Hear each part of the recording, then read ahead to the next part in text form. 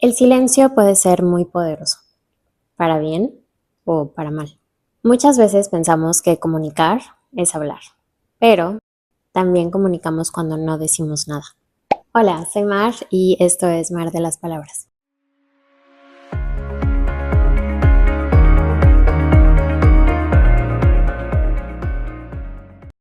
Creo que ya me has escuchado hablar de mi infancia varias veces, no te quiero aburrir, pero la verdad es que hay muchas cosas que aprendemos de niños que se nos quedan grabadas y siguen influyendo en cómo nos comunicamos cuando somos adultos. Yo soy hija única y mi mamá es una mamá soltera a la que admiro muchísimo. Siempre fuimos muy cercanas al resto de la familia. Siempre estuve con mis abuelos, con mis tíos, con mis primos. Pero algo que marcó mucho mi forma de ver la comunicación tiene que ver con los silencios. Porque mi familia en general son personas reservadas. Pueden hablar de política, de historia, de filosofía por horas. Pero hablar de sentimientos, eso no se les da tan fácil.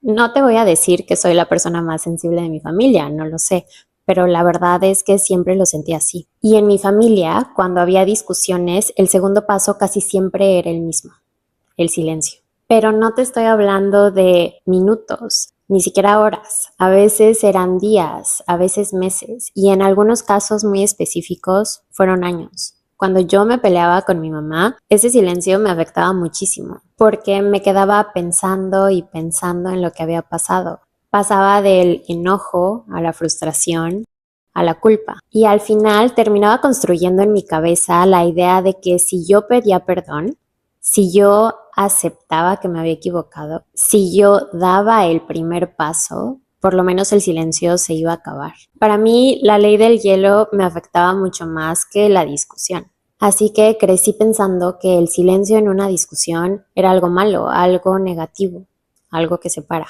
Pero años después empecé a darme cuenta de que no todos los silencios son iguales, que también pueden ser necesarios. Yo soy una persona que siente muy rápido. Mis emociones llegan mucho antes que mis pensamientos. Te he de confesar que algunas veces me han dicho que parezco un cerillo porque me prendo muy rápido. Y durante mucho tiempo eso hacía que dijera cosas de las que después me arrepentía. Hasta que descubrí algo. Que hacer una pausa antes de hablar cuando estoy muy emocional me ayuda muchísimo. Cuando empecé a salir con mi ahora esposo, me di cuenta de que cuando discutíamos yo me empezaba a quedar callada, pero no porque quisiera ignorarlo, sino porque no quería decir algo que lo lastimara, algo que no pudiera borrar. Y al mismo tiempo no quería repetir lo que vivía en mi familia. No quería que el silencio se sintiera como un castigo. Así que lo hablamos. Le expliqué que cuando me quedo callada, cuando necesito alejarme un poco, no es porque no me importe, es porque necesito tiempo para entender lo que siento y pensar con claridad. Básicamente para que baje toda esa emoción que traigo encima. Pero con el tiempo entendí algo, es como una pequeña, gran epifanía. El silencio puede ser muy negativo cuando se usa para castigar, para evitar, para alejarse. Pero también puede ser muy positivo cuando se usa para respirar, para pensar, para no reaccionar desde la emoción. El problema no es el silencio, es cómo lo usamos. Para mí, el silencio en una relación puede ser muy sano si tienes estas ideas en mente. Primero, dile a la otra persona qué esperar. Un silencio no debería sentirse como un castigo. Puede ser solo un respiro. Puedes decir, oye, necesito tiempo para pensar, pero hablemoslo después. Con esta frase tan sencilla le evitas a la otra persona la incertidumbre de saber si le vas a volver a hablar o no. Y dejas claras las expectativas. Segundo, no uses el silencio para sobrepensar todo. A veces lo mejor al principio es distraerte, sal a caminar, escucha música, haz otra cosa. A mí, por ejemplo, me ayuda mucho escuchar audiolibros o podcasts. Vivo en otro mundo por unos minutos, me olvido de la discusión. Piensa en lo que pasó cuando la emoción ya no esté tan fuerte. Y si te interesa la neurociencia y el mecanismo de por qué esto funciona, quédate al final. Tercero, no uses el silencio para cerrar una conversación. El silencio puede ser un interludio, pero nunca, nunca, nunca debería ser el final. Si algo queda sin hablarse, se guarda y todo lo que se guarda siempre vuelve. De verdad que no quieres ser esa persona que dice, es que hace 10 años me dijiste esto. No cargues con cosas negativas por años solo porque nunca se hablaron. Crecí pensando que el silencio en una discusión era algo feo. Hoy sé que no lo es. Lo que es feo es usarlo para castigar. Lo que es feo es usarlo para nunca resolver. Pero un silencio que te da espacio para entenderte, ese silencio es uno de los actos más honestos que puedes tener en una relación. Ok, ahora vamos al lado un poco más científico de todo esto. Te lo explico como yo lo he entendido.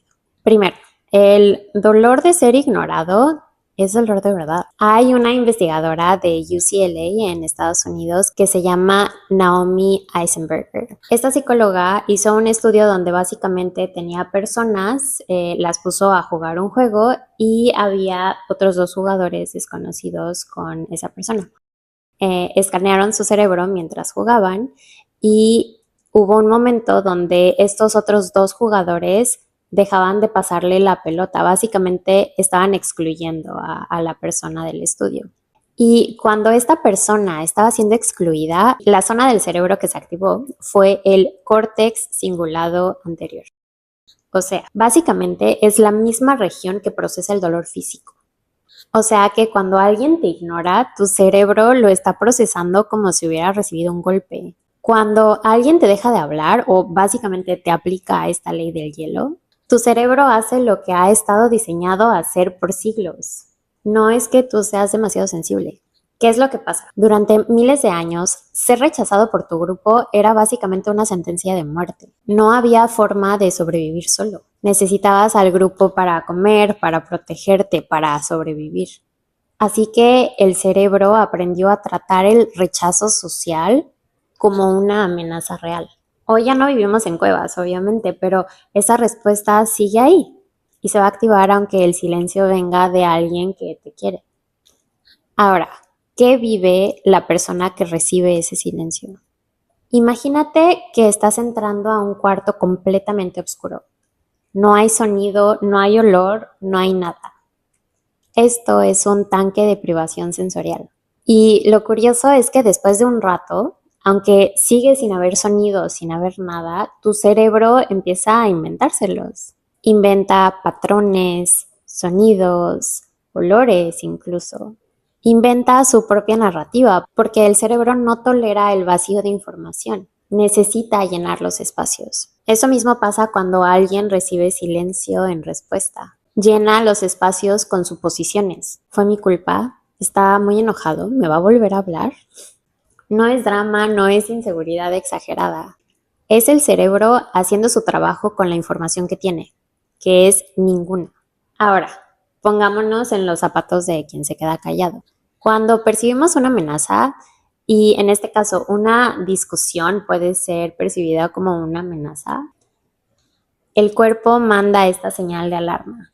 Tu corazón se empieza a acelerar, te empiezas a poner tenso y la corteza prefrontal, que básicamente es la parte de tu cerebro que piensa con claridad, que razona, que toma decisiones, empieza a desconectarse.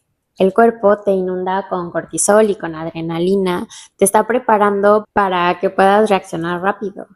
Pero el problema es que ese mecanismo funciona para huir de depredadores, no para tener una discusión difícil con alguien que quieres. Entonces, quedarse callado a veces no es una decisión consciente, a veces es un mecanismo de defensa, un escudo automático. El problema es que la otra persona no puede saber cuál es, no puede saber si te quedas callado como una forma de castigarlo o te quedas callado porque estás poniendo ese escudo y te estás intentando proteger a ti. Por eso la metacomunicación, o sea, comunicar sobre cómo te vas a comunicar, no solo es bonito, es algo fundamental. Decirle al otro lo que está pasando le dice al cerebro de esa otra persona, oye, no te estoy abandonando, no voy a aventar tu ropa por la ventana, solo necesito un momento y lo vamos a resolver, pero después. Y de verdad que esa diferencia lo cambia todo para la otra persona, porque le estás dando las expectativas que están alineadas con las tuyas. Por último, quiero aclarar lo que pasa cuando sobrepensamos. Ok, ya te enojaste, ya sabes que necesitas ese espacio, ya le pediste al otro ese tiempo, ya hay un silencio y ¡pum! O sea, te llegan todos estos pensamientos y los sobrepiensas y los sobrepiensas y los sobrepiensas. Y yo lo hago, tú lo haces, estoy segura. Es una reacción natural de nuestro cerebro, pero sobrepensar mantiene activa esa respuesta de estrés. Acuérdate, tu cerebro todavía cree que estás en peligro, entonces sigue produciendo cortisol y no te deja regular. Por eso lo primero que necesitas hacer no es seguir pensando en eso, no es encontrar una solución inmediata a tu discusión o tu problema, es pausar. Lo más importante que necesitas hacer es distraerte, darle chance a tu cerebro de entender que no estás en peligro. Así el cortisol empieza a bajar y se vuelve a activar esa parte de tu cerebro que piensa con más claridad y que razona, y solo entonces puedes entender de verdad lo que estás sintiendo. Así que antes de terminar este video te quiero hacer una pregunta. Si piensas en tus silencios, ¿cómo se ven? ¿Qué le está diciendo tu silencio a las personas que quieres? ¿Se siente como una puerta cerrada o como un respiro? Cuéntamelo en los comentarios. Si este video te fue útil, ayúdame con un like, y si te gustan estos temas, suscríbete. Te invito a embarcarte en este viaje de la comunicación conmigo. Te espero en el siguiente video.